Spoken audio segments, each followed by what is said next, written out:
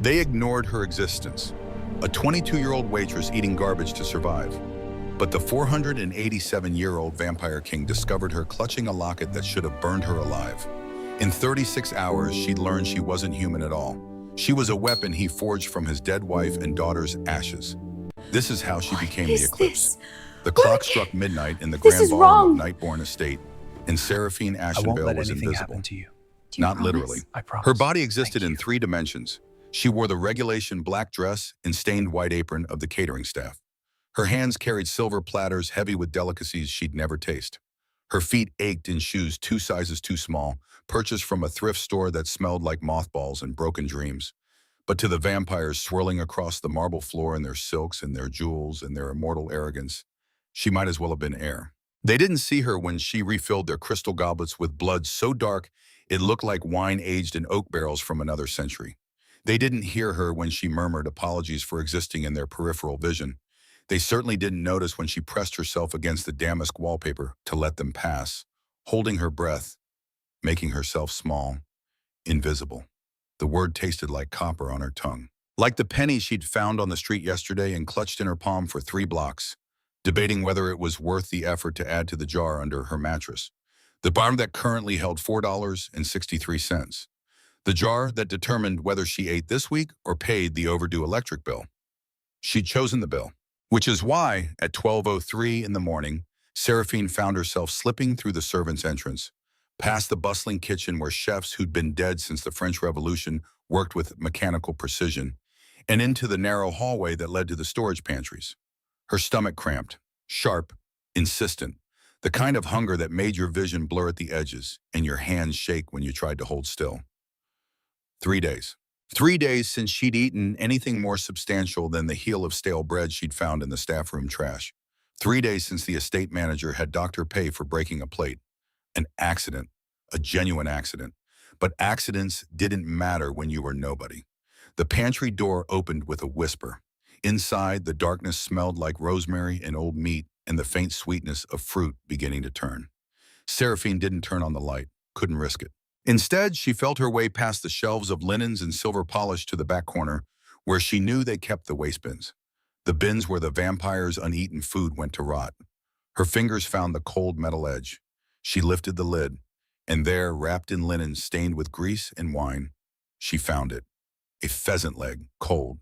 The skin congealed and gray, but intact, whole, real. She pulled it free with trembling hands, set it on the cleanest patch of floor she could find. Went back to the bin, found a pear. Bruised so badly half of it had gone brown and soft, but the other half still held firm. A feast. She sank to the floor, cross-legged, and brushed the dust from the pheasant skin with the corner of her apron. Her mother would have been horrified. Her mother, who'd died 17 years ago in a charity hospital bed, whispering words Seraphine still didn't understand. Keep it safe. Keep it hidden. When he finds you, you'll know. Seraphine pushed the memory away. Lifted the pheasant leg to her lips. Bit down. The meat was tough, gamey, but it was protein. It was survival. It was mercy in a world that had offered her precious little. She was halfway through her second bite when the shadow fell across the pantry floor. Seraphine froze. The shadow didn't move, didn't speak. Just stood there in the doorway, blocking the thin strip of light from the hallway beyond. Slowly, so slowly her neck muscles screamed in protest, she raised her head. The man stood 6'3", maybe 6'4". He wore black. Not the practical black of the serving staff, but the kind of black that cost more than Seraphine would earn in a year. Tailored, silk. The kind of fabric that whispered when he breathed. His face could have been carved from marble. Sharp cheekbones, a jaw so defined it looked like it could cut glass. Hair the color of a raven's wing. Swept back from a forehead that had never known the sun. And his eyes. Red. Not the red of burst blood vessels or infection, the red of rubies, of wine held up to candlelight, of something old and dangerous and not quite human. Casimir Nightborn, the vampire king. Seraphine's heart hammered against her ribs like a bird trying to break free from a cage made of bone. She knew the penalty for theft. Everyone knew. The estate manager had made it very clear on her first day. Steal from the Nightborn family and you'll lose more than your job. She didn't move. Didn't drop the pheasant leg, didn't scramble to her feet and beg for mercy. Instead, she looked directly into those crimson eyes and heard herself say, Please don't take it away. Her voice came out steadier than she felt. Quiet, but not weak. It was already in the trash. I just dusted it off. The silence stretched. Heavy, suffocating. Then Casimir Nightborn spoke, and his voice was impossibly deep. The kind of voice that vibrated through your sternum and settled in the base of your spine. It is garbage. Not cruel, not mocking, just stating a fact. Seraphine's fingers tightened on the cold meat. She felt the grease slick against her palm, felt the desperation clawing up her throat, felt something else too, something that might have been dignity if she'd had any left to claim. No, my lord, she met his gaze, didn't look away. To you, it is garbage. To me, it is the only mercy I have tasted in 3 days. Something flickered across his face, too fast to name. Then it was gone, replaced by that marble stillness. He stepped into the pantry. The space was small, designed for storage, not people. When he entered, the walls seemed to close in. The air grew colder. Seraphine's breath misted in front of her face. He crouched down, slowly, deliberately, until his face was level with hers. Up close, she could see details the shadows had hidden. The way his skin had no pores, no imperfections. The way his pupils contracted when he looked at her, like a predator focusing on prey. The way he didn't breathe. Not the way humans breathed, with the rise and fall of the chest, but in these long, controlled pauses that made you wonder if he needed air at all. The pheasant is overcooked, he said. His gaze dropped to the meat in her hands, then back to her face. The chef has been losing his touch for a century. Seraphine's jaw tightened. It tastes like survival to me. A heartbeat of silence. Then Casimir Nightborn did something she didn't expect. He smiled. Not a full smile, just the barest curve at the corner of his mouth. But it transformed his face, made him look less like a statue and more like something that remembered being alive. What is your name, little thief? Seraphine Ashenvale. A name for an angel. His head tilted, studying her. And yet here you are, eating garbage in the dark. She lifted her chin. Angels fall, my lord, and when they hit the ground, they get hungry.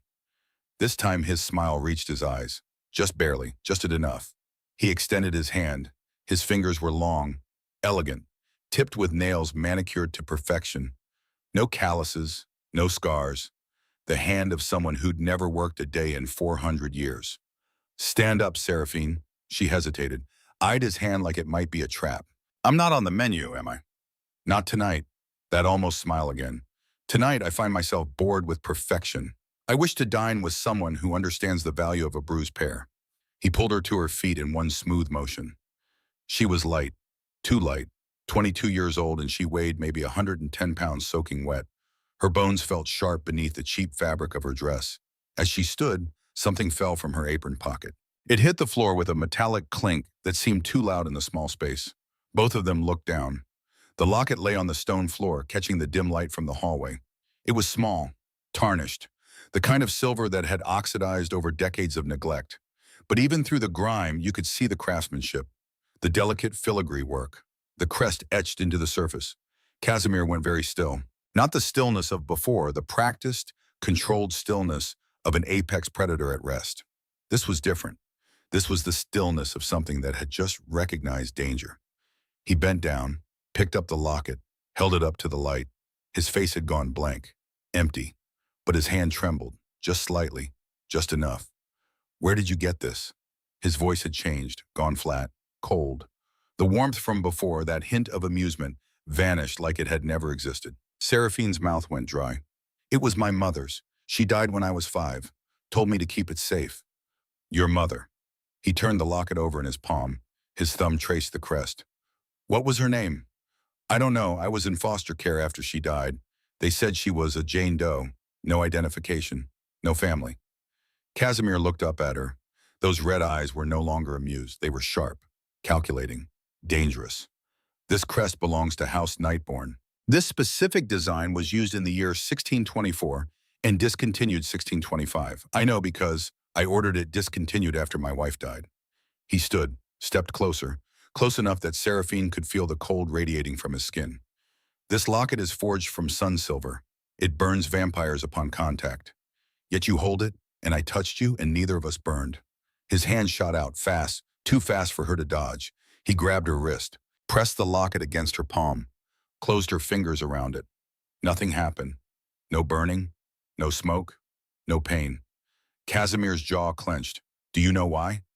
Seraphine shook her head. Her heart was doing that thing again.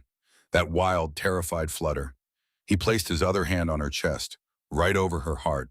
Flat, firm. Because the magic is dormant. It sleeps, like you. He leaned in, close enough that she could see the red in his eyes wasn't uniform. It had depths, layers. Like looking into a pool of blood with light shining through. Your heartbeat, he whispered. 76 beats per minute. Specific arrhythmia. Every seventh beat comes 3 milliseconds late. His hand pressed harder. Not painful, but insistent. I know this rhythm. I listened to it for 5 years. I held my daughter every night and counted her heartbeats until she fell asleep. 76 per minute, every seventh beat, 3 milliseconds late. He pulled back, just enough to look her in the eye. Tell me, Seraphine Ashenvale, how do you have my dead daughter's heartbeat? The world tilted. Seraphine felt her knees buckle. Would have fallen if Casimir hadn't caught her elbow. Steadied her. I don't know what you're talking about, she managed. I'm nobody. I was born in a tenement in the lower ward. I work double shifts to pay rent. I have a cat named Pepper who eats better than I do. Implanted memories. His voice had gone quiet, thoughtful. Stitched into your mind to keep the power dormant. You're insane. Perhaps, he released her, stepped back, ran a hand through his hair. But I am also 487 years old. I have seen impossible things become possible. I have watched the dead rise and the living fall. I have learned not to dismiss what my instincts tell me is true. He gestured to the door. Come with me. No, that wasn't a request. I don't care if it's an order. I'm not going anywhere with you. She backed toward the pantry's rear wall. Her spine hit the shelves. Glass jars rattled. You're going to lock me up. Experiment on me. Kill me to see if I'm what you think I am. Casimir's expression softened, just slightly. If I wanted to kill you, little thief, you'd already be dead. What I want is answers. And I think, whether you know it or not, you want them too. Before she could respond, the pantry door swung open wider. A man stepped through. Broader than Casimir. Built like he'd been carved from stone and scar tissue. His face had the kind of ruggedness that came from hard living and harder fights. His eyes glowed amber in the dim light. Not red, but warm. Almost kind. Almost. My lord. His voice was gravel dragged across concrete. Lady Vivian is asking for you. The High Council grows impatient. Casimir didn't look at the newcomer. Kept his gaze on Seraphine. Thaddeus, take her. To the dungeons? Thaddeus, because apparently that was his name, reached for the silver cuffs at his belt. No, Casimir's voice cracked like a whip. To my private chambers. Feed her, bathe her, give her clean clothes. He turned then, looked at Thaddeus directly. And Thane, if a single hair on her head is harmed, if she so much as stumbles on the stairs, I will mount your head on the estate gates before sunrise. Thaddeus, Thane, went very still. Understood, my lord. Seraphine tried to fight. She really did. But Thane was built like a wall, and when he lifted her, gently but firmly, it was like trying to fight granite. He carried her out of the pantry, through the bustling kitchen where the dead chefs pretended not to see, and into the cool night air of the courtyard. A carriage waited. Black lacquer, silver fixtures, horses with eyes that glowed like burning coals. Thane set her inside. Casimir followed, sat across from her in the velvet seats. The carriage lurched forward. Seraphine pressed herself into the corner. You're making a mistake. Possibly. Casimir lit a thin cigarette. The flame illuminated his face in sharp relief. But that locket is forged from sun silver, blessed by a dying star. It burns any vampire who touches it. Yet when I touched you while you held it, neither of us burned. He exhaled smoke. It curled in the enclosed space. Do you know why? Because it's fake. Because the magic is dormant. He leaned forward, elbows on knees, eyes locked on hers. It sleeps, like you, waiting for something to wake it. The ride blurred, dark trees, moonlight, the rhythmic thunder of hooves on cobblestone. When they arrived, the scale of Nightborn Citadel stole what little breath Seraphine had left. It wasn't a house, it was a Gothic cathedral of excess. Spires clawed at the moon. Gargoyles perched on every corner, their stone eyes watching. The walls were black stone, veined with something that glittered even in darkness. Thane carried her through corridors that seemed to stretch forever, past tapestries older than America, past portraits of men and women whose eyes followed your movement, past rooms so vast you could fit entire apartment buildings inside. They stopped at a door carved from a single piece of ebony. Thane set her down, stepped back, took up position beside the doorframe like a sentinel. Inside, he said quietly, maids will tend to you. Don't try to run. I'm faster. Seraphine wanted to snap back, wanted to show defiance, but she was exhausted, terrified, and despite everything, curious. She went inside. The room was larger than any space she'd ever inhabited. The bed alone could sleep 6 people. The windows were floor to ceiling, draped in crimson velvet. A fireplace big enough to stand in crackled with flames that gave off no smoke. And in the center of the room, a table, laden with food, real food, fresh food, roast duck, skin crackling and golden, grapes the size of plums, warm bread that steamed when you tore it open, butter, honey, cheese that probably cost more than her monthly rent. Her stomach growled, loud, desperate, but she didn't move toward it. Instead, she stood very still as 2 maids entered. They didn't speak, didn't meet her eyes, just guided her to the adjoining bathing room where a copper tub waited, filled with water that steamed and smelled like lavender and salt. They stripped her of her rags. She let them. She was too tired to fight. They scrubbed the grease from her skin, washed her hair until it felt soft instead of brittle, dressed her in silk so fine it felt like water against her skin. Then they left. Seraphine sat at the table, stared at the food, didn't eat, couldn't. Because nothing in this world was free. And she'd learned young that when someone offered you a feast, they were fattening you for slaughter. The door opened. Casimir entered. He'd shed his formal cloak, wore a simple white shirt now, unbuttoned at the throat. His feet were bare against the stone floor. He looked less like a king, more like a man who'd lived too long and seen too much. Eat. He poured himself a glass of wine, sat across from her. I'm not hungry. Liar. But his voice was gentle, almost kind. Your body is screaming for sustenance. Eat, Seraphine. You'll need your strength. For what? The interrogation? For the truth. He set down his wine, pointed to the far wall. Seraphine hadn't noticed it before. The portrait, massive, oil on canvas, darkened by centuries of grime. It depicted a family, a man, a woman, a child. They stood in a field of sunflowers. The light was golden, perfect. The kind of light that only exists in memory and dreams. Seraphine stood, walked toward it.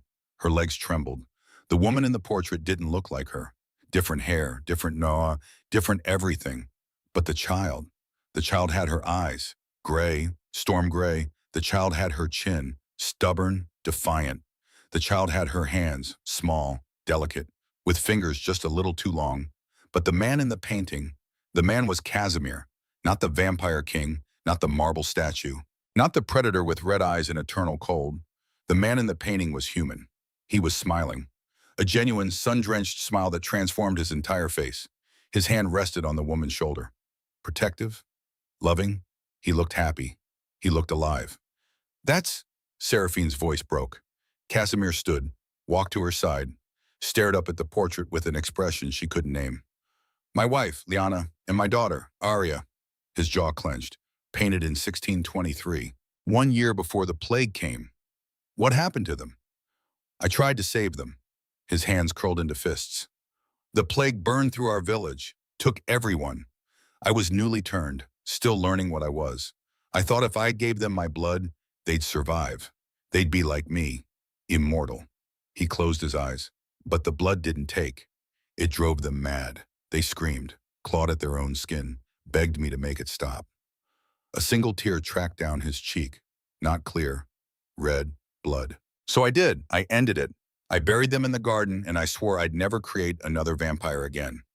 He turned to her, grabbed her wrist, placed her hand against his chest, right over where his heart should have been beating. So tell me, Seraphine, why do you have my daughter's heartbeat? The heartbeat against her palm was non-existent. His chest was still, silent, a cage of death. But her own pulse thundered, so loud she could feel it in her teeth. I don't know. She pulled her hand back.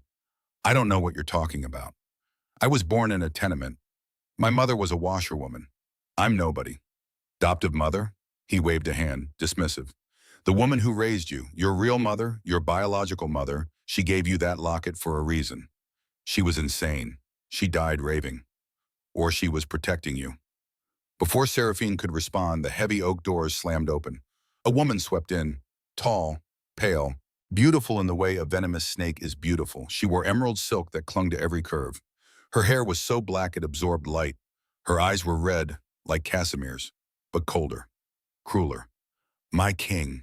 Her voice dripped honey laced with arsenic. The council is in an uproar. You abandoned the gala to play with your food, and now you bring a stray into the royal wing. Casimir's expression hardened. She's not food, Vivian. She smells like dishwater and treason. Vivian circled Seraphine like a shark scenting blood, and she carries a trinket that reeks of forbidden magic. Her taloned fingers reach for the locket around Seraphine's neck. Don't touch it. Seraphine's hand shot up. Protective, instinctive. Vivian laughed, sharp, cutting. Or what? You'll splash me with soap? Her fingers grazed the silver. The reaction was instantaneous. Light exploded from the locket. Not soft, not gentle. Blinding white light that carved shadows into the walls and made the air itself scream. It didn't burn Seraphine, but Vivian shrieked, stumbled backward. Smoke hissed from her fingertips. Her beautiful face twisted into something demonic. Fangs descended, eyes went pure crimson. Witch! Thane was in the room before the word finished echoing, sword drawn, placing himself between the women. But Casimir didn't move. He stood frozen, staring at the locket, which was glowing now, steady, pulsing, like a heartbeat made of light. It's not a trap, he whispered. His voice sounded far away, distant. It's not dormant anymore. He turned to Seraphine. His face was pale, paler than she'd thought possible for someone already dead. That locket has been sealed for 400 years. Only blood of the maker could activate it. Seraphine looked down at her hands, at the glowing silver between her fingers. She felt a sharp pain lance through her temples. A rush of something that wasn't memory, but felt like it. Like déjà vu written in fire and frost, fire consuming a village. Snow falling on a battlefield. A lullaby hummed in a voice too deep to be her own. Casimir's voice. She gasped, staggered. I want to go home. You are home. Casimir caught her before she fell, but there was no comfort in his grip. Only a terrible, possessive certainty. My lord. Thane's voice cut through the case, tense, urgent. Lord Vincent Blackwood has arrived. He heard the magical blast. He demands entry. Casimir's face went blank. Empty. The mask of a king sliding back into place. Vincent Blackwood, his greatest rival. A warlord who'd spent 3 centuries trying to dethrone the Nightborn line. If Vincent saw this, if he saw a human wielding sun magic, it would be war. Hide her! Casimir's voice was ice. Thane, take her to the ossuary of echoes. Seal the doors. No one enters. No one. My lord, that's a tomb. She's mortal. The cold alone. Take her. The windows rattled. Dust drifted from the vaulted ceiling. Thane grabbed Seraphine's arm, not gently this time, with the urgency of a soldier following orders. Come, now. As they rushed toward a hidden passage behind the fireplace, Seraphine looked back. She saw Casimir turn to face the doors, saw him compose himself, saw him put on the face of a king who feared nothing. But as she stepped into darkness, the locket grew warm against her skin. Not burning, just warm.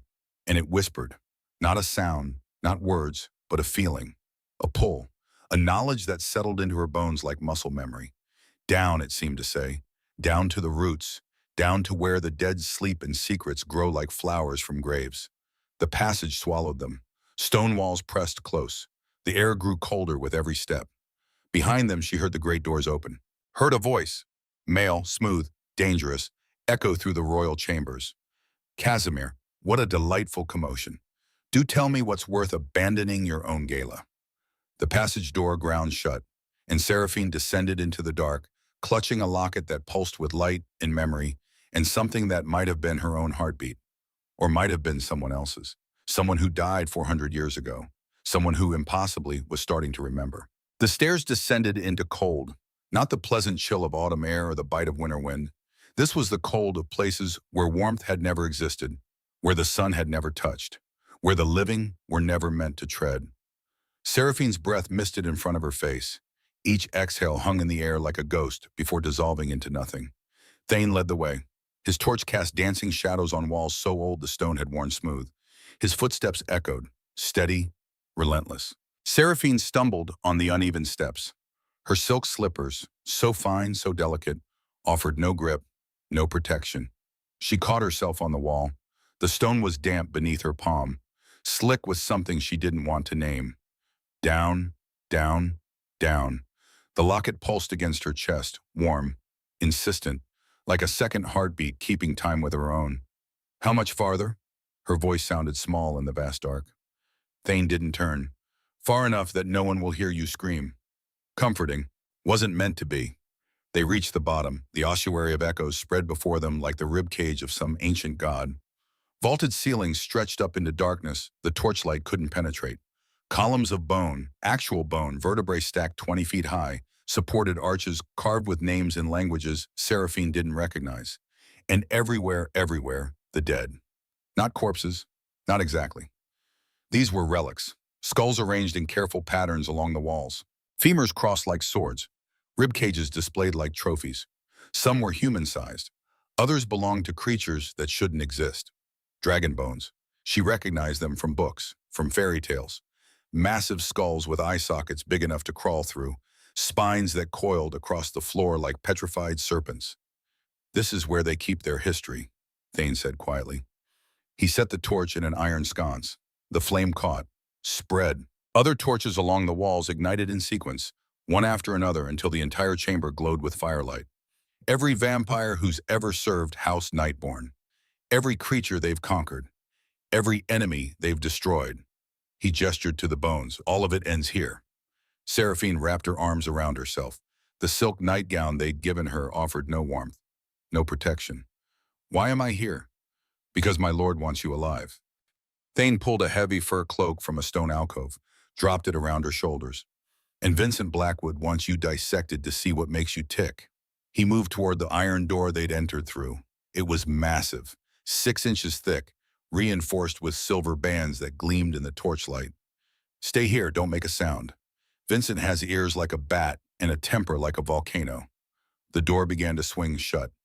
Wait, Seraphine's voice cracked. How long? Thane paused. His amber eyes met hers. For a moment, just a moment, she saw something that might have been pity. As long as it takes. The door closed with a boom that echoed through the chamber like thunder. Then silence. Complete. Absolute. The kind of silence that pressed against your eardrums and made you hear things that weren't there. Seraphine was alone. She huddled against the dragon's ribcage, pulling the fur cloak tight. Her hands shook, from cold, yes, but also from fear, from exhaustion, from the sheer impossibility of everything that had happened in the last 3 hours. She reached into the pocket of the nightgown, found the piece of bread she'd shoved there before the maids had taken her old clothes. It was crushed now, hard, but it was food. Survival first, always survival first. She bit into it, chewed mechanically, swallowed, and heard something move in the darkness. Not the skitter of rats, not the whisper of wind through cracks. This was deliberate, purposeful, the sound of something that had been waiting. Who's there? Her voice barely rose above a whisper. No answer, just the scrape of something dragging across stone, coming closer. Seraphine scrambled to her feet, grabbed a loose femur from the floor. It was heavy, solid, a weapon if she needed one. Show yourself. A figure emerged from the shadows between 2 columns of bone. Not a vampire, not human, something in between. The keeper was tall, impossibly tall. Its body seemed wrong, like someone had stretched skin over a frame that didn't quite fit. The skin hung loose in places, tight in others. Its eyes were milky white, blind, but it turned its head toward her with perfect accuracy. When it spoke, its voice was the rasp of wind through a crypt. He lies. Seraphine raised the bone. Stay back. The king lies, child. The keeper moved closer. Its joints creaked, popped, like old wood settling. He says you are his daughter reborn. But the locket does not remember a daughter. It pointed one skeletal finger at the silver around her neck. The locket remembers a weapon. Seraphine's grip tightened on her makeshift club. What are you? I am the keeper of echoes. I tend the dead. I remember what the living wish to forget. It tilted its head, studying her with those blind eyes. And I remember the night Casimir Nightborn brought the impossible into being. I don't understand. You were not born, girl. The keeper's voice dropped, became almost gentle. You were forged.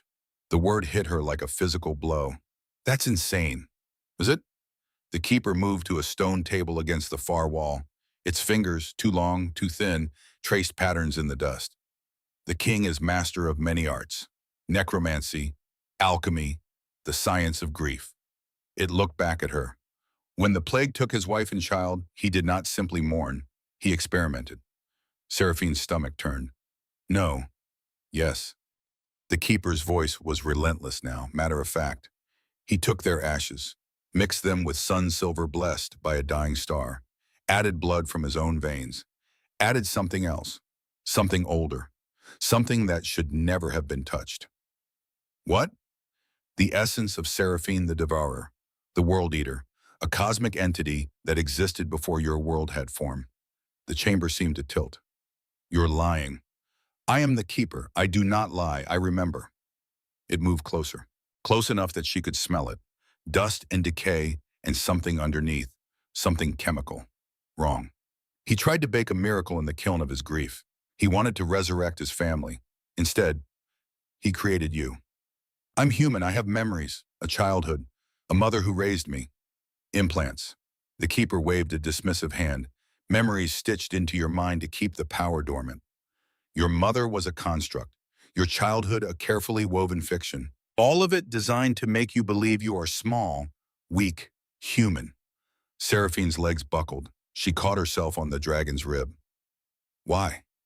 Because the king learned what he created, and he was terrified. The keeper's blind eyes seemed to bore into her. You are not a girl who happens to have power. You are power that was given the shape of a girl. The hunger you feel, the gnawing, constant hunger, it is not for food. It leaned in. It is for fuel. You are a star, child. And when a star is starved long enough, it goes supernova. Above them, the castle groaned. A tremor ran through the stone. Dust drifted down from the vaulted ceiling. The keeper looked up.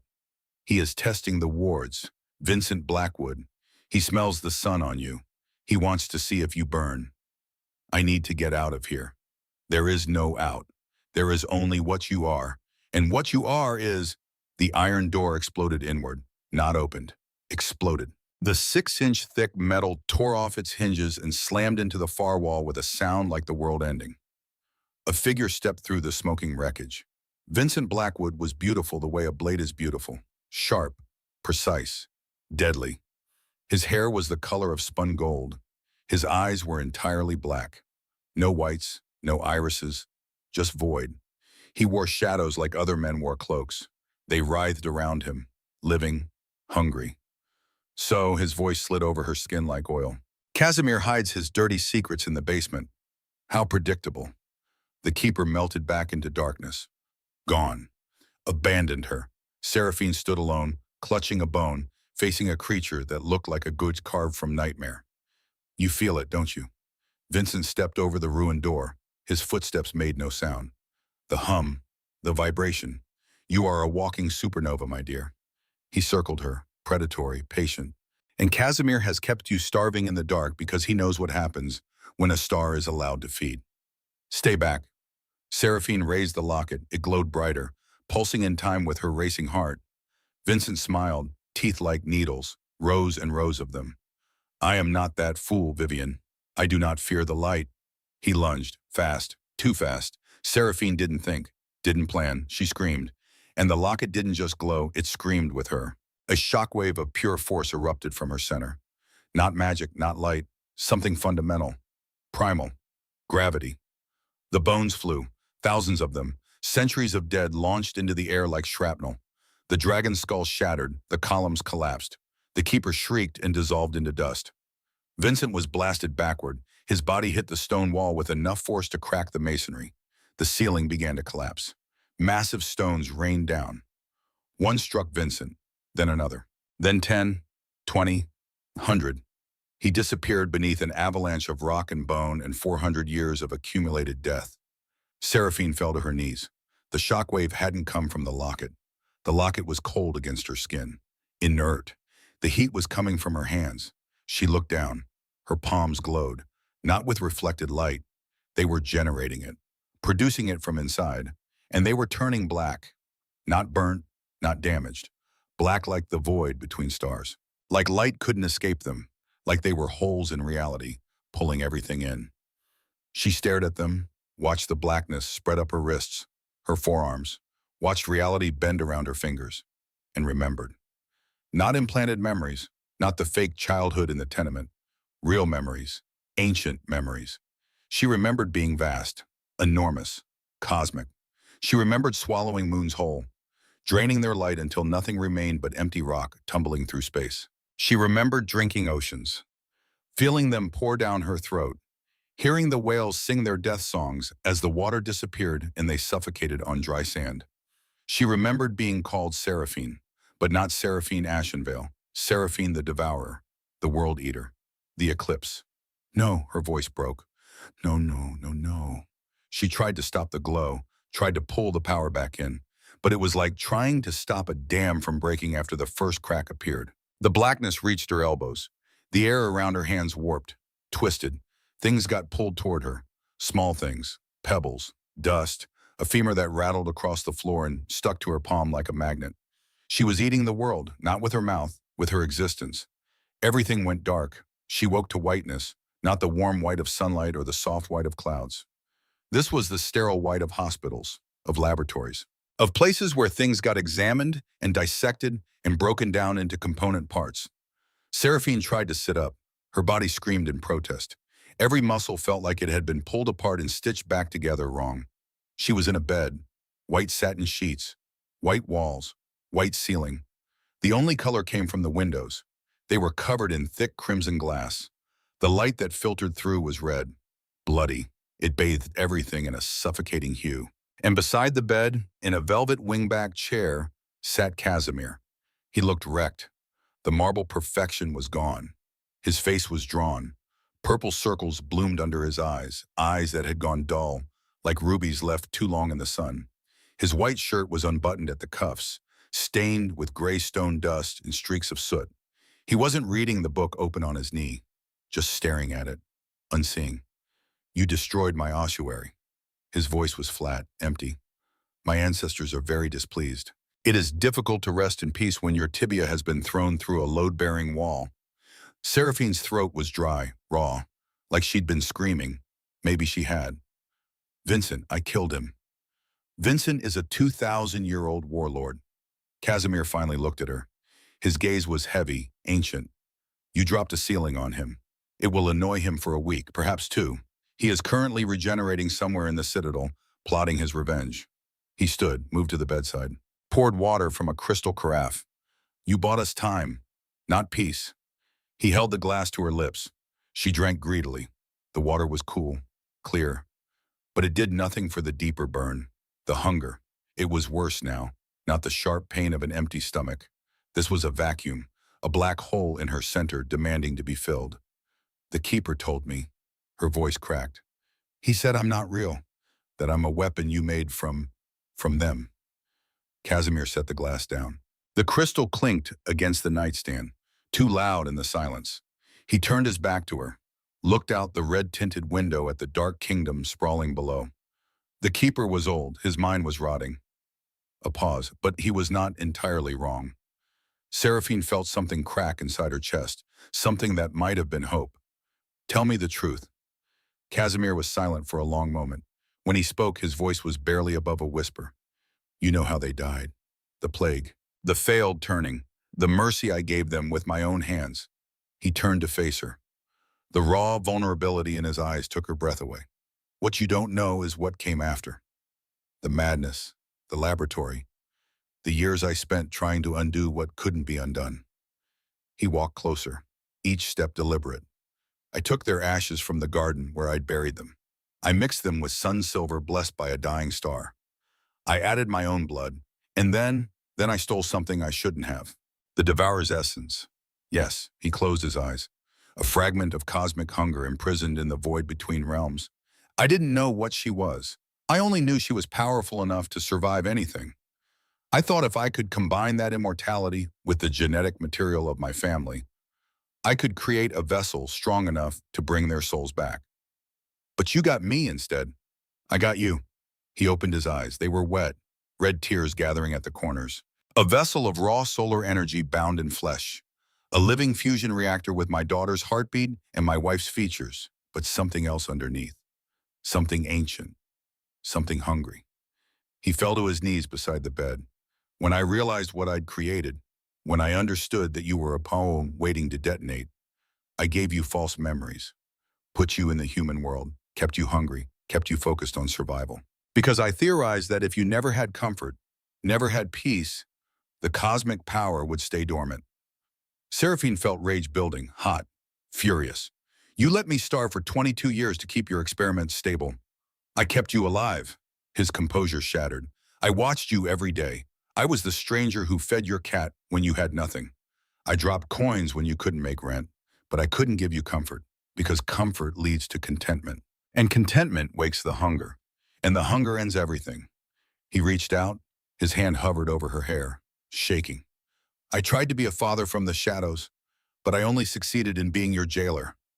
Seraphine's hand shot out, slapped his, way, hard. The sound rang through the room like a gunshot. You're not my father. Her voice was ice. You're my manufacturer. I'm a thing you built. A weapon. A mistake. She swung her legs out of bed. The room tilted. She gripped the mattress to steady herself. And now that your experiment is waking up, you're terrified. Yes.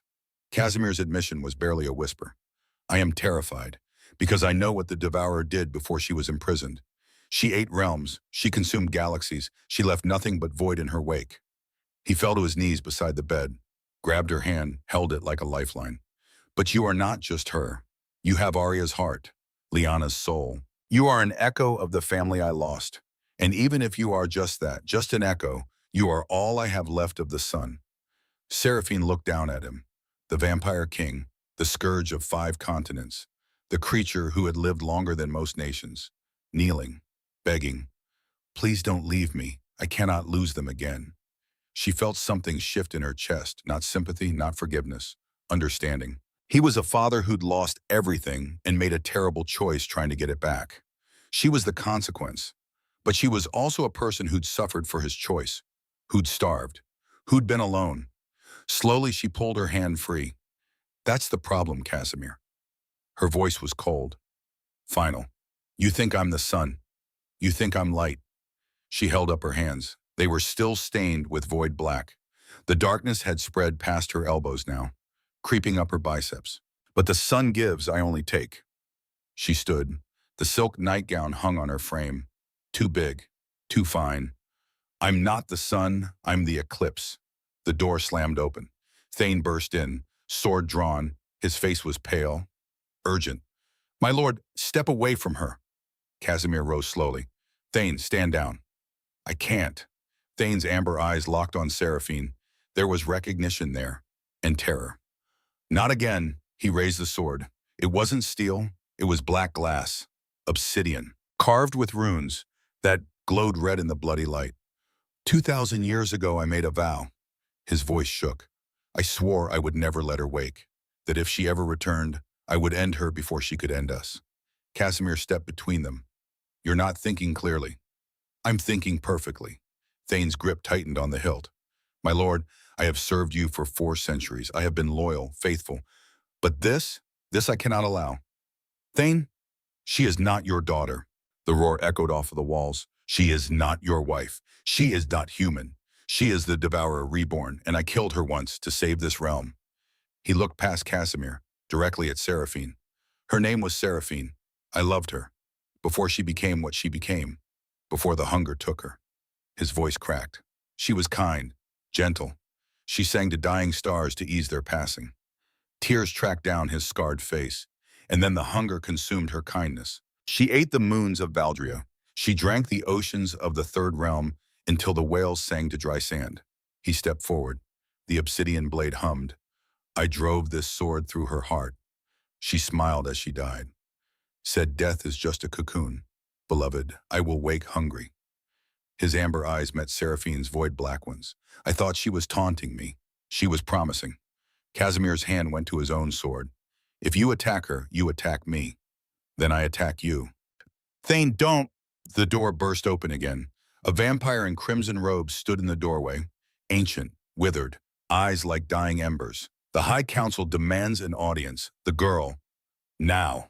Casimir's jaw clenched. She's not ready. The entire kingdom felt the blast from the ossuary. Vincent Blackwood is regenerating but already sending messages. The council will have answers. The messenger looked at Seraphine. Bring her, or we come take her. The great hall was designed to make you feel insignificant. The ceiling stretched up into darkness. The walls were black obsidian, polished to mirror perfection, and arranged in a semicircle 20 feet above the mosaic floor sat 12 thrones. On those thrones sat the oldest vampires in existence, creatures who'd forgotten more years than most humans would ever live. Their skin was parchment. Their eyes were dying stars. They watched Seraphine with the detached interest of scientists examining a specimen. She stood in the center of the floor, flanked by Casimir on one side, Thane on the other. Both men radiated tension. She wore the black velvet dress they'd given her, high-necked, long-sleeved, threaded with silver that caught the torchlight. It was beautiful. It felt like a shroud. Elder Malachi spoke first. His voice was dry leaves scraping across stone. This is irregular. A human child with the power to topple mountains.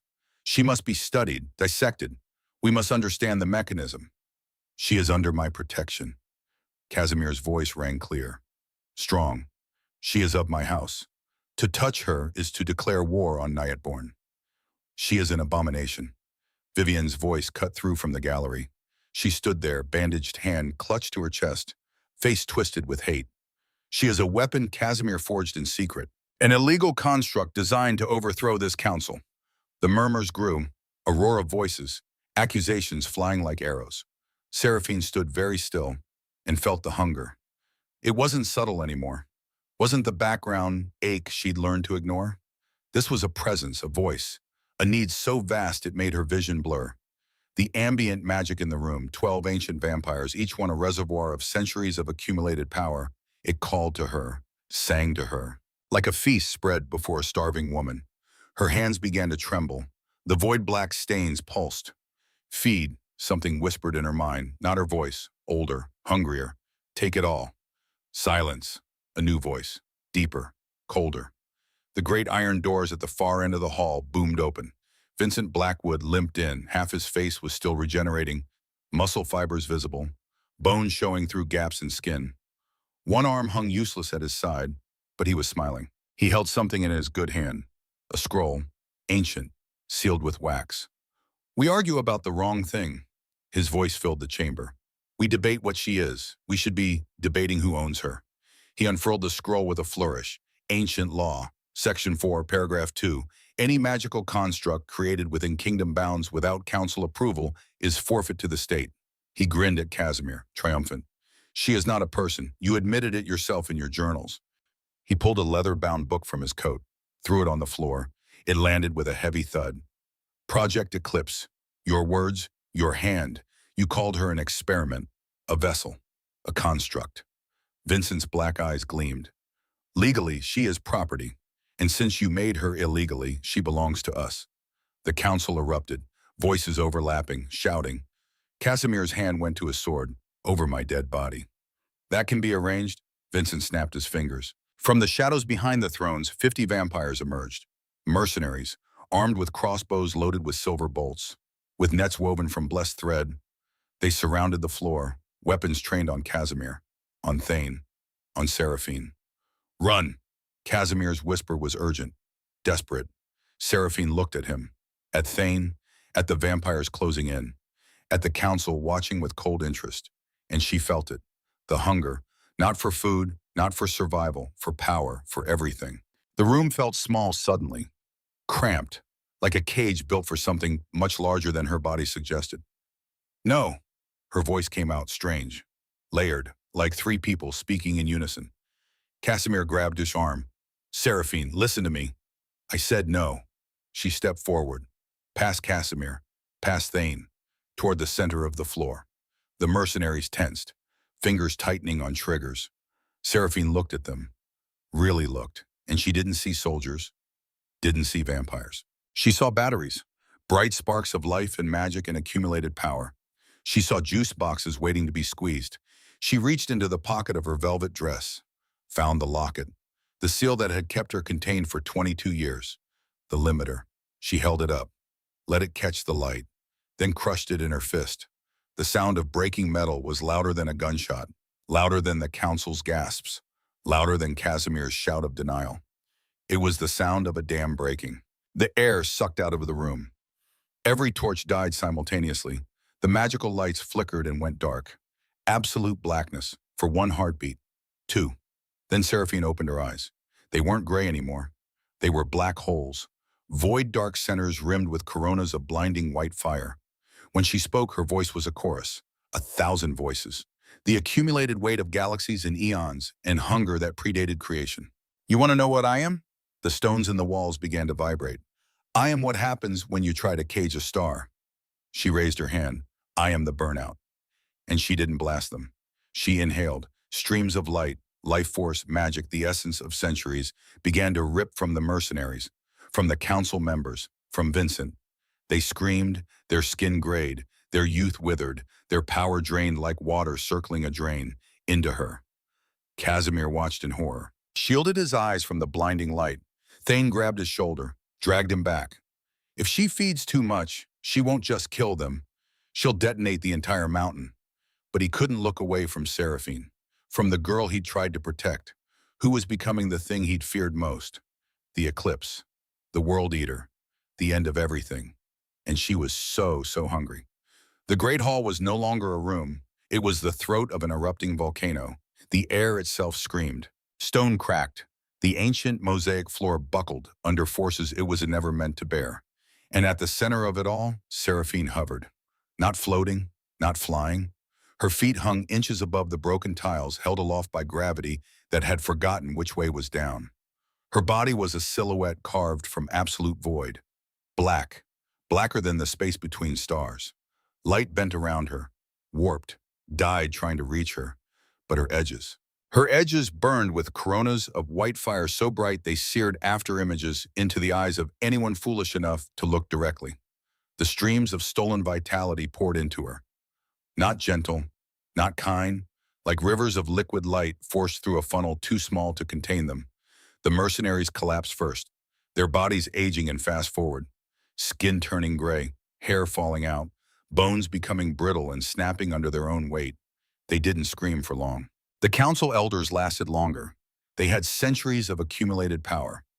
It took time to drain that much life, but time was something Seraphine had in abundance now. She drank them like wine, slow, savoring. Elder Malachi reached toward her, his parchment skin peeling away like old wallpaper, his dying eyes pleading. Please. The word was ash on his tongue. Seraphine didn't hear him, couldn't hear him. The hunger was a roar that drowned out everything else. More. The voice in her head was hers and not hers. Ancient, primordial. Take it all. The world is just an appetizer. The stars are dessert. Vincent Blackwood tried to run. His regenerating body wasn't fast enough. The streams of light caught him, wrapped around him like chains. He screamed, actually screamed, a sound of pure terror from a creature who hadn't felt fear in 2 millennia. His golden hair turned white, then gray, then fell out in clumps. His perfect skin cracked. His void black eyes faded to milky white. You'll regret this, he gasped. When you remember what you are, when the hunger takes everything you love, you'll... The light consumed the rest of his words. Casimir stood at the edge of the devastation. His white shirt was torn. Blood, his own though he hardly bled anymore, stained the fabric. His face was pale, paler than she'd ever seen it. He wasn't looking at the carnage, wasn't watching his enemies fall. He was watching her. And his eyes were breaking. Thane grabbed his shoulder, shook him. We have to stop her. If she feeds too much, the feedback will detonate. I know. Casimir's voice was hollow. Move. He shrugged off Thane's grip, started walking. Not away from Seraphine, toward her. My lord, no! Thane lunged, tried to tackle him, but Casimir was faster. 487 years of fighting made you good at dodging. He kept walking, into the maelstrom, into the screaming wind and the dying light and the gravity that crushed everything it touched. His bones began to compress. He felt his ribs creaking, his spine bending. He kept walking. Seraphine! His voice was lost in the case, drowned in the roar of world's ending. He tried again, louder, forcing air through lungs that weren't designed to breathe. Seraphine! Nothing. She didn't hear, didn't see.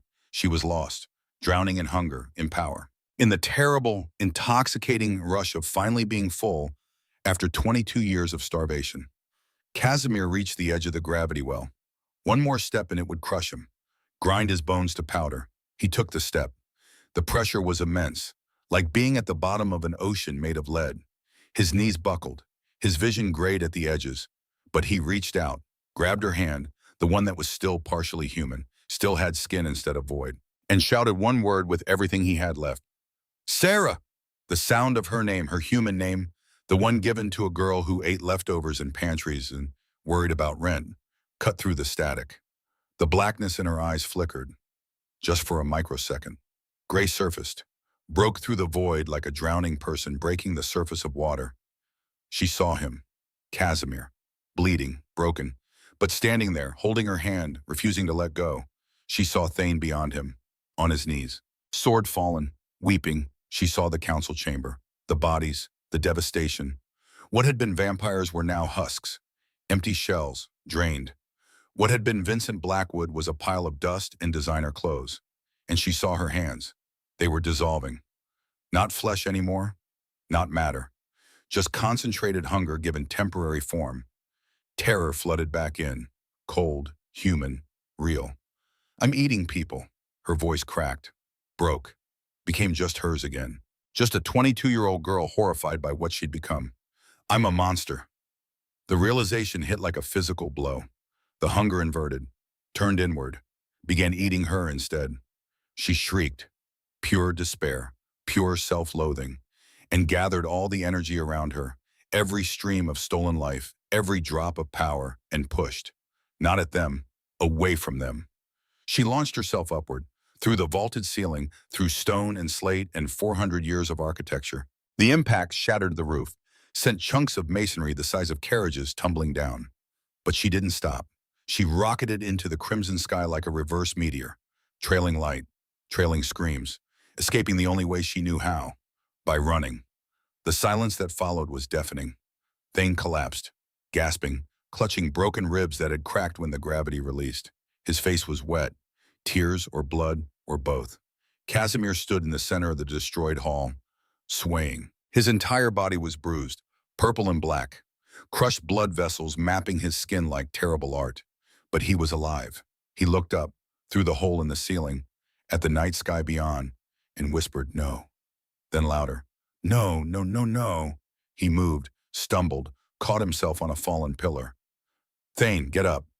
My lord, I can't. Get up! The command cracked like lightning. Thane hauled himself to his feet through sheer force of will. Casimir was already moving. Toward the stairs, toward the tower, toward the highest point in the citadel, the spire of echoes, where kings went to brood, to think, to watch their kingdom and feel the weight of eternity pressing down, where apparently cosmic entities went to have breakdowns. The spire was a needle of black stone that pierced the cloud layer. Gargoyles lined the edges. Their stone eyes had watched 500 years of history unfold. Now they watched the end. Seraphine stood on the precipice. The wind whipped her black velvet dress, tore at her hair, but she didn't feel it. She felt full, and she felt starving. The paradox was tearing her apart. The energy she'd drained from the council churned inside her. Too much, too fast, like swallowing magma and expecting it to settle peacefully. It demanded release, demanded more, demanded everything. Below, the kingdom was in chaos. The sky was darkening. The eternal crimson clouds that had choked the realm for 4 centuries were swirling, forming a funnel, a drain, directly above her. The fabric of reality was thinning. She could see through it, see the void beyond, the nothing that existed before creation, the hunger that waited patiently to reclaim everything. It's beautiful, isn't it? The voice came from behind her. Ragged, wet, Seraphine spun. Vincent Blackwood pulled himself onto the spire platform. What was left of him? Half his face was burned away, bones showing through. One arm was missing entirely. His clothes were shredded. He'd clawed his way from beneath the ossuary rubble, dragged himself through corridors, driven by pure hatred and the manic certainty that if he was going to die, he'd take everything with him. But he was laughing. The sound was broken, manic, the laugh of someone who'd lost everything and found it hilarious. The symmetry of it all, he dragged himself forward, leaving a trail of black blood. In his remaining hand, he held something, a sphere, brass, covered in gears and symbols that hurt to look at. It pulsed with sickening green light. You're going to eat it all, aren't you? and I'm going to help you. Seraphine backed toward the edge. Stay away from me. Why? You already killed me. This? He gestured at his ruined body. This is just momentum. I'm dead. I just haven't stopped moving yet. He lifted the sphere. But before I go, I want to see it. I want to see Casimir's perfect kingdom turn to dust. He pressed something on the device. It hummed. The sound wasn't noise. It was frequency. Vibration. Something that resonated with the energy inside her. Seraphine screamed. The device was a lure.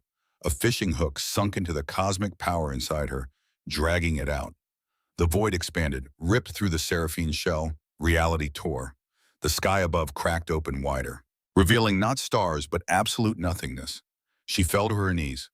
The stone beneath her turned to sand, then to nothing. Just empty space held together by habit. Feed! Vincent's voice was ecstatic, mad. Take it all! Make it all stop! The world was ending, and she couldn't stop it. Move! The word was quiet, calm, completely at odds with the apocalypse. Casimir stepped onto the platform. He looked terrible. His skin was mottled with bruises. His eyes were bloodshot. His movements were stiff, but his voice was steady. Vincent, you've made your point. Have I? Vincent's laugh was pure madness now. I think I'll make it a little clearer. He turned the dial on the sphere. The frequency increased. Seraphine's scream rose to match. The void inside her expanded faster, consuming her from the inside out. Casimir didn't run to her, didn't charge Vincent. He simply walked, steady, inevitable. Vincent's face twisted. Stay back, or I'll... Casimir's hand shot out, faster than thought, crushed Vincent's wrist. The sphere fell, hit the stone, shattered. The feedback was instantaneous. The device exploded. Not fire, not force, just light. Pure energy released all at once.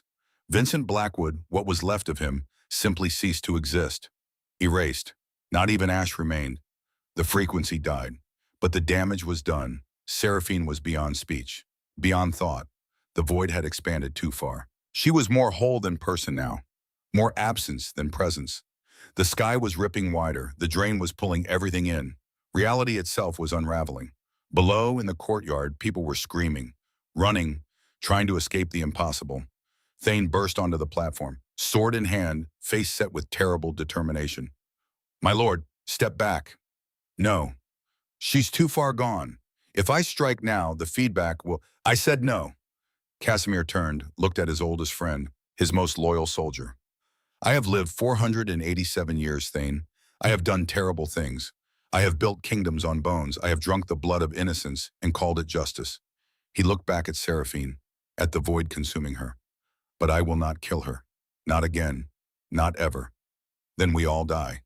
Perhaps.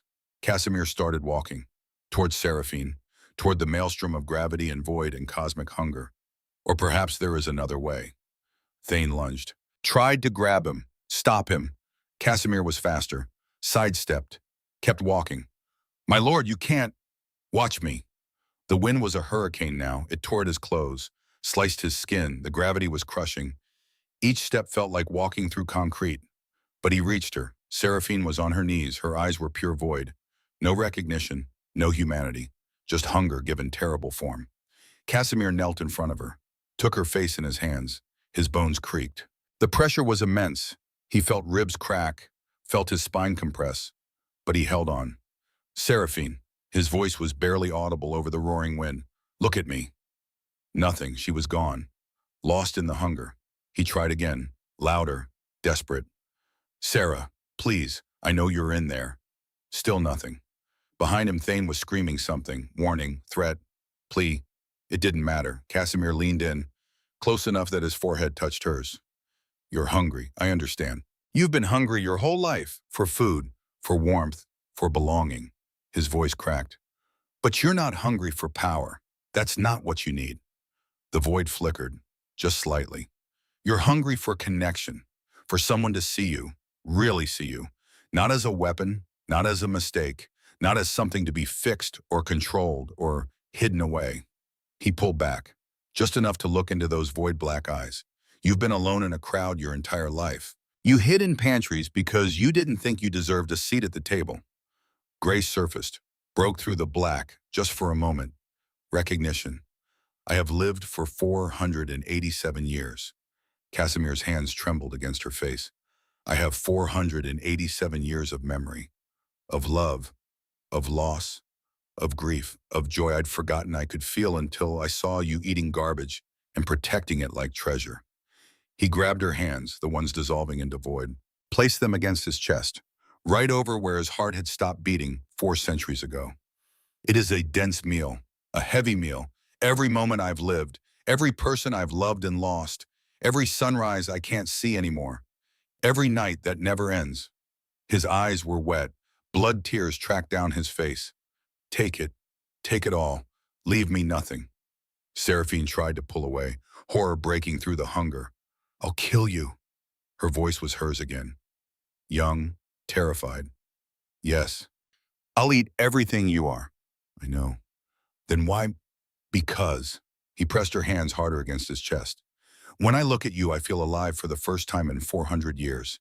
And if I have to die to give you a chance to live, really live, not just survive, then I die knowing I finally did something right. He leaned close, whispered against her ear, Eat me, Sarah. Not my life, my memories, my history, my time. Take all 487 years and let them fill the void. The hunger betrayed her. It latched onto him. She felt it happening, felt the connection form. But it was wrong. It wasn't draining his magic, wasn't taking his vitality. It was draining his past. She gasped. Suddenly, she wasn't on the spire. She was in a field of sunflowers. The sun was warm on her face, real sun, not the pale imitation she'd known. A hand held hers, warm, calloused, human. She looked, saw a woman, brown hair, kind eyes, laughing. Liana. The memory wasn't hers, but she felt it, lived it, felt the fierce, overwhelming love Casimir had felt. The scene shifted. Now she was holding a child. Tiny, perfect, eyes just opening. Gray eyes, Arya. The love was different, deeper, instinctive. The kind that would burn the world down to keep this small thing safe. The memory shifted again. Plague, fever, screaming, the copper taste of blood that wouldn't save them. The horror of watching them die, the agony of ending their suffering with his own hands. Then centuries, alone, sitting on a throne he'd never wanted, watching the sun rise through windows he couldn't look out of, feeling nothing, being nothing, until a girl in a pantry, protecting garbage like it was treasure. The spark, the first real emotion in 400 years. Hope. As Seraphine drank his memories, the void inside her filled, but it didn't fill with destruction, didn't fill with power. It filled with humanity, with love, with loss, with the terrible, beautiful weight of caring about something more than yourself. The blackness in her eyes shattered, like glass breaking from the inside. Gray surfaced, stayed, became permanent again. The connection broke. The feedback loop reversed. Vincent's shattered device had one piece left. One gear still spinning. It couldn't handle the energy reversal. It exploded. Properly this time. The blast vaporized what little remained of Vincent Blackwood, erased him from history itself. The silence that followed was profound. Seraphine collapsed. Her hands were her own again. Flesh, not void. Casimir fell beside her. But he looked wrong. The marble perfection of his skin was gone. Now it had texture, pores, fine lines radiating from his eyes. His hair was streaked with gray at the temples. Real gray. Mortal gray. And his skin. It was flushed, pink, the color of blood flowing beneath.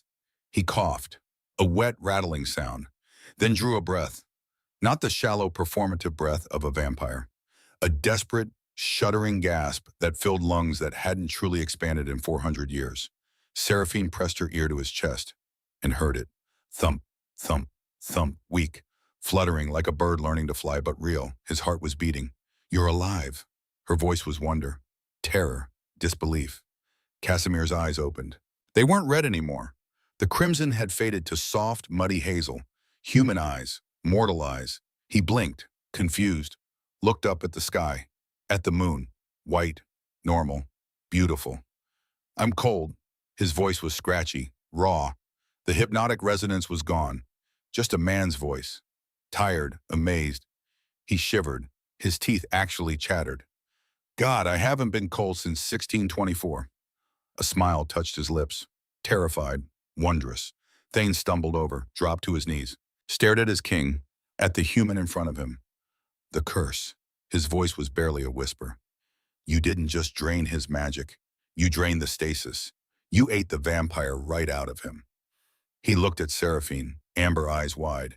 You restarted his time. Seraphine helped Casimir sit up.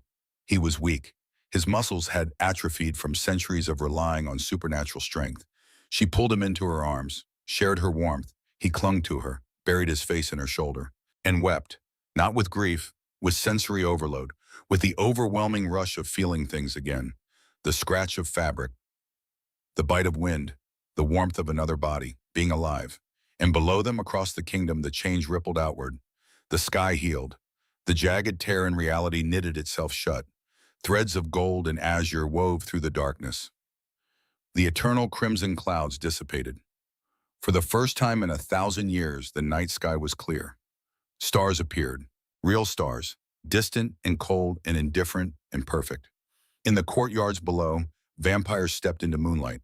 They didn't burn, they screamed, but not in pain, in relief. They fell to their knees, vomited black bile. The accumulated darkness of centuries purged from their bodies. When they looked up, their eyes were human. Brown, blue, green, hazel, not red. The thralls, servants who'd stood like statues for decades, trapped in compulsion, blinked, woke, looked around in confusion, wondering why they wore uniforms from another century. The World Eater hadn't eaten the world. She'd eaten the rot, metabolized the curse, turned it into fuel. And when she'd fed that energy into Casimir, when she'd drained his memories instead of his life, she'd inadvertently reversed the vampirism. Not just his, everyone's. The curse was broken. Seraphine looked down at Casimir, at the man trembling in her arms, at the kingdom waking from a nightmare 400 years long, and felt the glow around her intensify. Her edges were blurring again, becoming less flesh, more photon. No. Thane saw it too. You're destabilizing. Seraphine stood. The movement was fluid, too fluid, like gravity had become optional. I can't stay. Her voice echoed, layered, not quite singular anymore. Casimir struggled to his feet. His human legs barely supported him. Thane caught him before he fell. Why? Casimir's voice broke. You saved us. You're the queen of this new age. They'll worship you. We can build. I'm full now. Seraphine looked at her hands. They were translucent, light shining in through. But I'm a battery that never stops charging. The sun is rising. She looked east. The first rays of dawn, real dawn, golden and pure, touched the horizon. And I resonate with it. If I stay, I'll burn you all just by existing. She stepped back, toward the edge of the precipice. I need to go somewhere I can burn without hurting anyone. Take me with you. Thane stepped forward, left Casimir swaying but standing. My watch has ended. I have no purpose here. No, Seraphine's smile was sad, kind. Your watch just began. He needs you. She pointed to Casimir, standing on wobbly legs, looking lost. He doesn't know how to shave without cutting his throat. He doesn't know how to pay taxes. He doesn't know how to de. Her voice softened. He needs a friend to walk him to the end.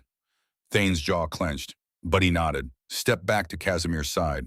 Seraphine looked up at the stars. They were fading. The sun was winning. There's a lot of empty space up there, a lot of dark places that need light. She smiled. It was blinding. I think I'll see what's on the menu. She reached into her pocket. The velvet dress had survived everything. And in the pocket, miraculously, the melted locket remained, just slag now, dead metal. But it had been important once. She pressed it into Casimir's hand, his warm human hand. Keep this, as a leftover. Casimir's fingers closed around it. Sarah, I'll come back. She cut him off gently. When I learn to control it, when I figure out how to be full without destroying everything, I'll come back. How long? I don't know. Years, decades, maybe centuries. She looked at him, really looked. To see your eyes again. What's a few to see your eyes again? What's a few more? Seraphine didn't fly, didn't launch. She simply unfolded. One moment she was a girl in a black velvet dress. The next she was a beam of pure, intelligent light. She shot upward, pierced the atmosphere, a second sun rising in the west. As she left, the true sun crested the eastern horizon. Golden, warm, gentle. It bathed the healing kingdom in the promise of tomorrow. Casimir stood on the spire, watching the sky, clutching the melted locket. Thane stood beside him. Two men, one learning to be mortal again, one who'd been mortal for too long. Together, they watched the dawn, the first true dawn in 1,000 years. 6 months later, the kingdom was called the Dawn Realm now, ruled by a council of mortals elected by the people. Democracy was messy, loud, inefficient. Casimir loved it. He ran a small bakery in what used to be called the Lower Ward. Now it was just Market Street. The sign above the door read, "The Bruised Pear." He sold bread, day-old bread at a discount for people who couldn't afford fresh, pastries that didn't turn out quite right, coffee that was just okay. It was the best thing he'd ever done. He was terrible at it. Burned things, forgot ingredients, confused orders. But the people who came, the ones who'd once been invisible, the ones who'd scraped by on leftovers and hope, they didn't care. They saw themselves in the old man with kind hazel eyes who remembered what hunger felt like. Thane helped, grumbled about flour prices, complained about the early hours, but he was always there, dependable, loyal, learning to be a friend instead of a soldier. Every week on the anniversary of the dawn, Casimir closed the bakery early. He walked to the park, sat on a specific bench beneath an old willow tree, and ate a pheasant leg, fully cooked, perfectly seasoned. Thane always joined him, bringing coffee that was too bitter and pastries that were too sweet. They didn't talk much, just sat, watching the sky. Today was the 6-month anniversary. Casimir was 70 now. At least, his body looked 70. He'd aged 6 months worth in 6 months, making up for lost time. His hair was fully gray. His hands shook sometimes. His knees ached when it rained. He'd never been happier. "Do you think she's okay?" Thane asked the question he asked every week. Casimir looked up at the sky, at the clouds drifting lazily across blue. "Yes." "How can you be sure?" "Because," Casimir smiled, "when the sun hits the spire just right, every morning at dawn, the light doesn't just warm you, it speaks." Thane was quiet then. "What does it say?" "Not yet, still learning, but I'm full. And I remember you." They sat in comfortable silence, two old men watching clouds. Behind them, the city bustled. Mortals going about mortal lives, building, creating, living without fear. In the distance, the Nightborn Citadel still stood, but the throne room was empty now. The crown sat in a museum, a reminder of what they'd survived. A child ran past their bench, laughing, chasing a butterfly. Casimir watched her, smiled, remembered a girl in a pantry, protecting garbage like treasure, remembered teaching her that she was worth more than leftovers, remembered her teaching him that being alive meant feeling everything, the pain and the joy, the cold and the warmth. That night, alone in the small apartment above the bakery, Casimir stood at the window, looked up at the stars, and whispered, "I'm still here, still waiting. Take all the time you need." The stars didn't answer. But one of them, just one, in the constellation he didn't recognize, seemed to pulse, just slightly, just enough, like a heartbeat made of light. And Casimir smiled, because he knew she was out there, learning, growing, becoming something that could hold all that power without being consumed by it. And when she was ready, she'd come home, to a kingdom that had learned to see the invisible, to a world that valued the hungry and the lost and the ones eating leftovers in the dark. To a man who'd learned that the greatest love wasn't possession, it was letting go, and trusting that what's meant to return will. He closed the curtain, climbed into bed. His human body ached. Tomorrow he'd burn the croissants again. Thane would complain. The customers would laugh. It would be ordinary, mundane, beautiful. He fell asleep smiling and dreamed of sunflower fields and daughters laughing and a girl with gray eyes who taught a king how to be human. They said she was a weapon, a mistake, an abomination forged in grief and desperation. But she was salvation. She ate their curse and gave them back their humanity. She taught them that hunger isn't weakness. It's proof you're still fighting to survive. And somewhere in the vast dark between stars, she's still out there, still learning, still protecting leftovers like treasure. Because some truths never change. You're never too broken to be whole, never too hungry to be full, never too lost to find your way home. And love, real love, doesn't cage what it cherishes. It gives it wings, even if that means watching it fly away. Trusting it will return when the time is right, when the hunger is finally, truly satisfied, and the eclipse remembers how to be the sun.